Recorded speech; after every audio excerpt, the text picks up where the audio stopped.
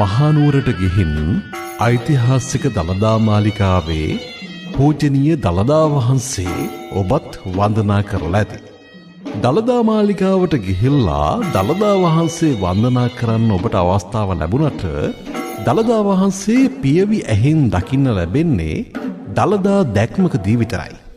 දළදා දැක්මක් සිද්ධ වෙන්නේ අතිශය කලාතුරකින්. දළදා වහන්සේ වැඩ ඉන්නේ කරඩු 7ක් ඇතුලේ. මේ පින්බර දහම් පඬුරෙන් අපි ඔබට කියන්න සූදානම් වෙන්නේ දළදා වහන්සේ වැඩ වාසය කරන්නා වූ ඒ කරඬු 7 පිළිබඳව. වීඩියෝව බලන්න කලින් මේ වගේ වීඩියෝ අප්ලෝඩ් කරපු ගමන් බලන්න ඔබත් අපේ YouTube channel එක මේ දැන්ම subscribe කරන්න. ඒ වගේම මතක ඇතුව bell icon එකත් click කරන්න.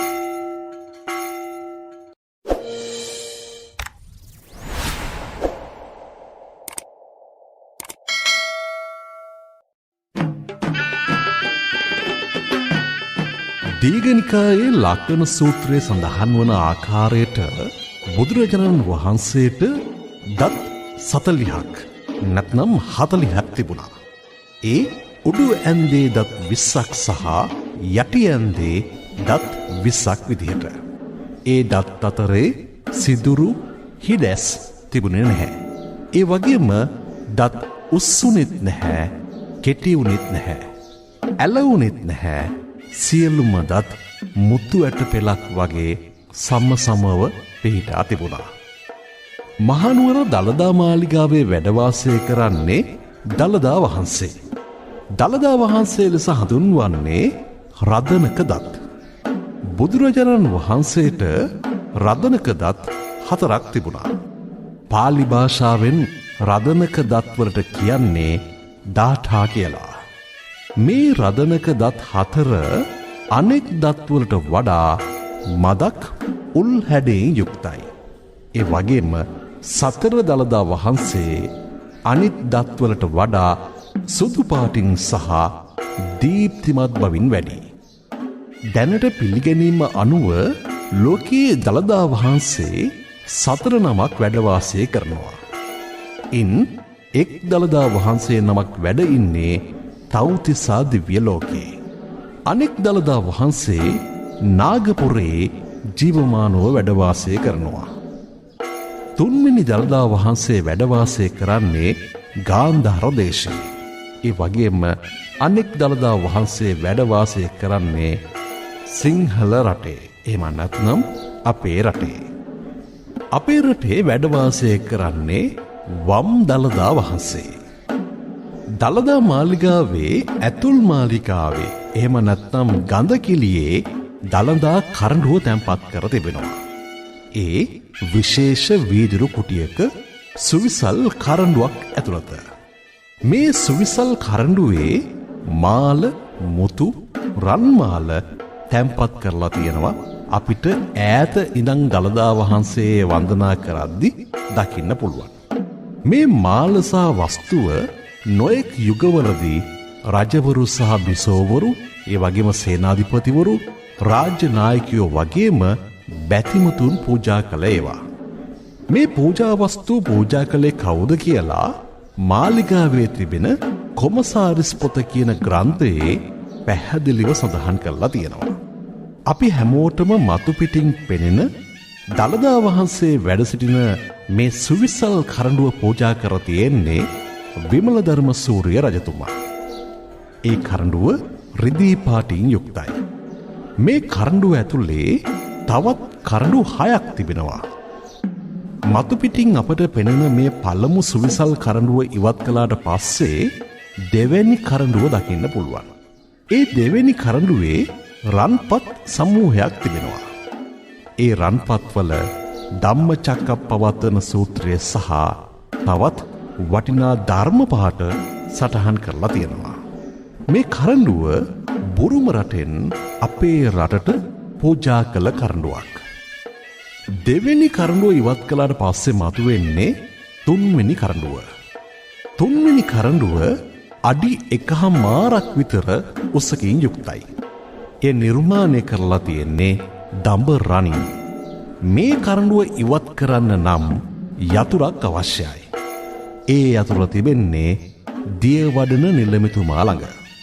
තුන්වෙනි කරඬුව ඉවත් කළාට පස්සේ අපිට හමු වෙන්නේ හතරවෙනි කරඬුව.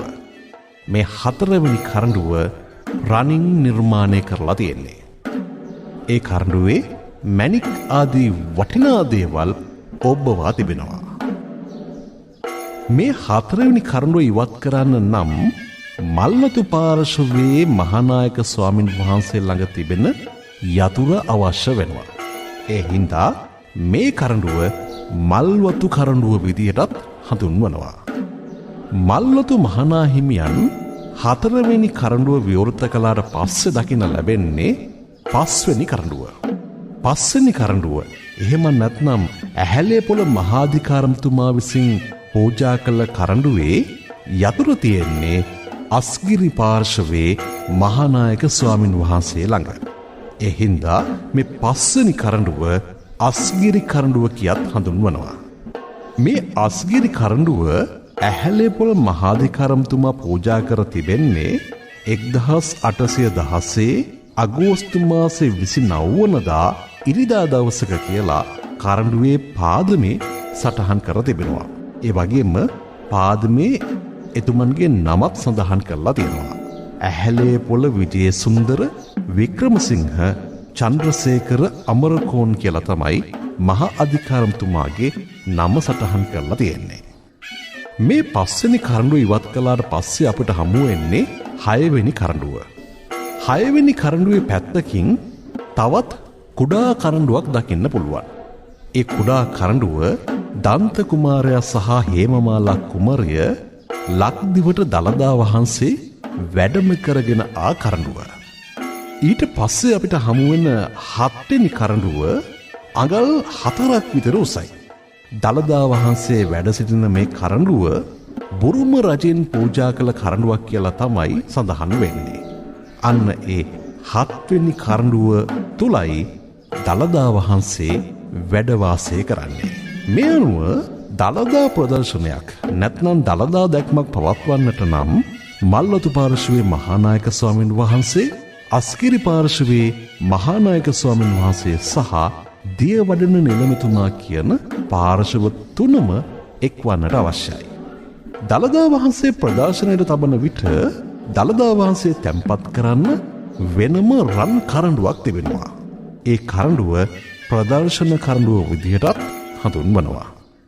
රන් නෙළුම් මලක් උඩ කොපුවක දළදා වහන්සේ වඩා හිඳුවා එහිදී ප්‍රදර්ශනය කරනවා. මහනුවර දළදා පෙරහැර වීදි සංචාරය කරද්දී හස්තියා මත තැන්පත් කරන්නේ තවත් කරඬුවක්. ඒ කරඬුව පෙරහැර කරඬුව විදියටත් හඳුන්වනවා. පෙරහැර කරඬුව වගේම ප්‍රදර්ශන කරඬුව තැන්පත් කර තියෙන්නේ දළදා වහන්සේ වැඩ වාසය කරන ඒ කරඬුව පිහිටා තිබෙන වීදුරු කුටියම තමයි. හොඳයි. දැන් ඔබට පැහැදිලි දළදා වහන්සේ විදිහට අපි හඳුන්වන්නේ කුමක්ද? දළදා වහන්සේ වැඩ වාසය කරන්නේ කරඬු 7ක් ඇතුලේ. ඒ වගේම දළදා ප්‍රදර්ශනයකදී රන් කරඬුවක් මතයි වැඩම කරවා තබන්නේ. ඒ වගේම පෙරහැර සඳහා හස්ති රාජ්‍යය මත තැන්පත් කරන්නේ වෙනම කරඬුවක්. එය හඳුන්වන්නේ පෙරහැර කරඬුව කියලා. මේ වටිනා තොරතුරු දහම් පඬුරක් විදිහට තවත් කෙනෙකුට පිළිගන්වන්න ඔබට පුළුවන් මේ වීඩියෝව ඒ අයටත් බලන්න ඉඩ ලබා දීමෙන්.